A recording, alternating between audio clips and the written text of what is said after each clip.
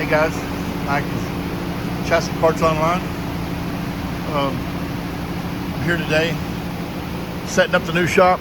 Now, nothing's been put anywhere yet because I got a guy coming in the morning to spray this sealant. Notice this building has insulation in the walls, but none in the ceiling. And this is Texas. Can you believe that? And they painted it all black. Imagine how hot it is in here right now. Anyways, guys come in the morning to spray it, so I got to move everything out. Everything's basically on wheels in here. Anyways, shop is a mess, but at least I can get some work done. One of the things I was going to show you guys is the way I pack stuff up has changed a little bit. I still use paper bags. Like this is a ball joint. It's double bag in paper bags. This right here is the ball joint rings. They're in a bag by themselves. The other ball joint there, the arm, the other arm, and they're separated by 2 layers of cardboard around the perimeter of the box. See the extra cardboard, wadded up paper. This comes out of Sin-Cut Sin boxes. You get all this free. So, but the way I pack up the hardware has changed. All the things that go together are together now. Like this is one of the rear arm bolts. It's got, this is a 9/16 bolt. It's got the stainless washer and then the 2 other stainless washers that sit up against the bushing that's on your factory arm or on your aftermarket arm. There's 2 of those. Those will go in separate bags. And then for this arm, this is kind of these strut tabs on it. Okay. So this is the strut bolt. It's the 5/8 by 4 bolt. It's grade 8. It's also got the locking. It's a locking flange bolt. It's not a nylon insert bolt nut. I mean, got stainless washers on both sides, stainless spacers in the middle, depending on whether you're using struts or coilovers. Okay, and those are bagged separately, but all the pieces that go to that bolt are on that one item. Now this is the other one. That's the big one. This goes in a big bag. That's the main bolt. As you can see, there's the cam washer. Now, usually the bolt head's in the cam washer. The big washer that goes next to the bushing, the poly bushings, the sleeve in between the poly bushings, the other washer, the other cam washer, the washer that goes under that nut, and the nut itself. Okay, all in one. That makes it easier for you guys that haven't watched the other videos to understand where everything goes. Okay, so basically you got the cam washers that are welded together. Put those on, and then I've got try to do this with one hand.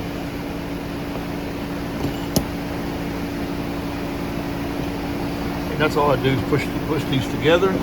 These are the poly bushings that I have made by a poly bushing company. These are the same hardness as the Energy suspension bushing. They've got a hardness of 85.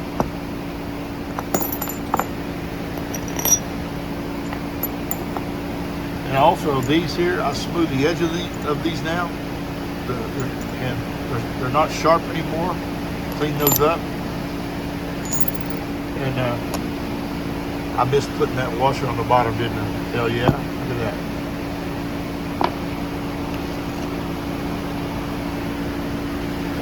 But this makes it easier for me to bag it up because all this goes into one bag basically. It's double bagged. So it makes it easier for me to bag it, but it also makes it easier for you guys to understand how it goes. And I'll throw it all there in the box. There'll be another sheet of cardboard on top, and then this will get taped all the way around the perimeter of the box. Every square inch of that box, sides, top, bottom, everything is covered in tape. Okay, tape is cheap. It's cheaper than that box ripping and one of these parts falling out or something like that. So, just wanted to show you that in the quick video. See what you guys think. And as I said, the update on the shop is we're getting spray insulation tomorrow. That means right after that we'll get an AC in here, and I can TIG weld in here. TIG welding table, as you can see way over there. Yeah, the shop's a mess, I understand. But we'll get all these shelves covered in boxes. Now, you remember all my shelves with all my washers and stuff before. There's some of them there. These are the main ones I use when I'm boxing up upper and lower arms. All these will go on top of that rolling shelf. I just put wheels on it. It didn't have wheels before, but it will have now. Both chassis tables have wheels on them. We'll get these outside. Show the table over here. Show the cart over here. It's got a bunch of laser cut parts. Those are for crane boxes, cross member parts, all kinds of stuff like that.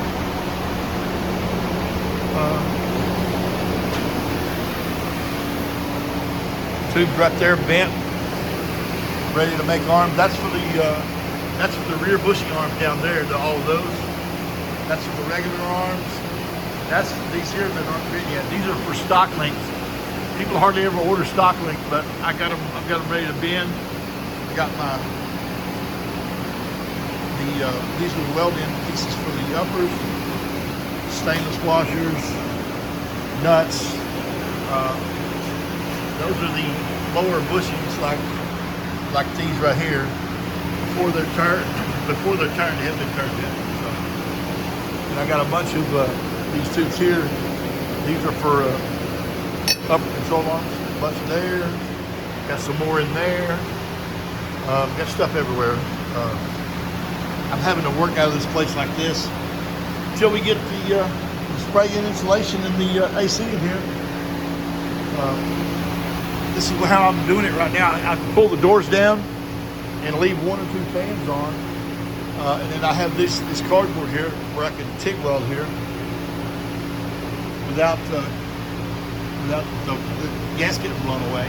But it's hard enough son of a gun in here with all the doors down.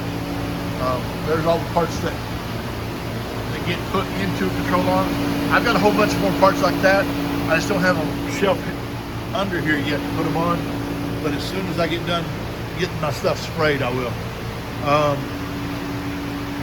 Bender, I've modified my bender. This is an old school Model 3 bender with air over hydraulic, and it's on wheels now, so I can push it outside. I just need to mount the foot pedal somewhere on it. And of course, I've got parts laying everywhere over here. Parts that came in. Laser cut parts over there on this shelf.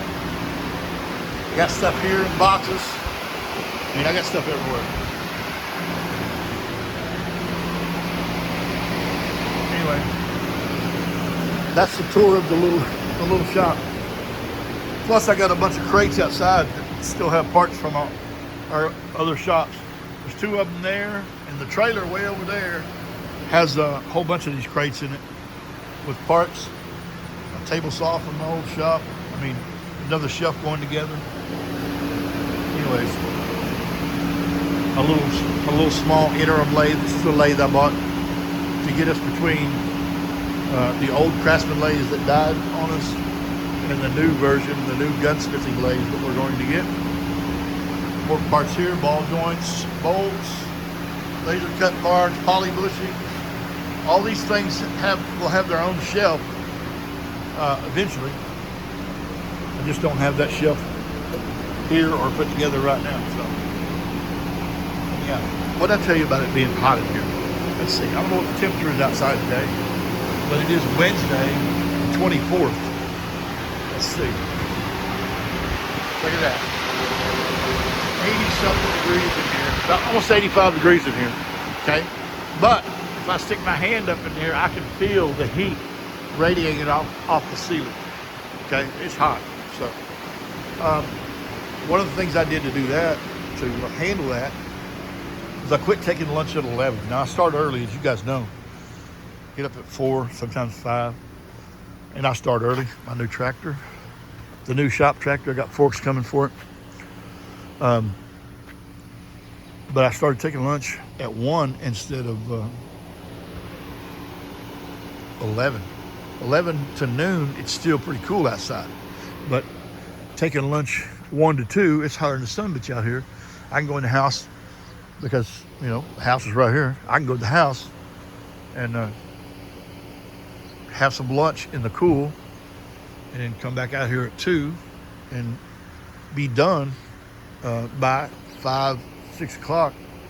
And then, like most of the time, what I've been doing lately is going back in the shop after dinner and work until 8 or 9 o'clock, getting parts ready for the next day. And I'll continue to do that until I get myself into a system where I have batches and I have parts that are already ready for the next batch of the next item. So just know that I'm working my ass off to get that done. Peace.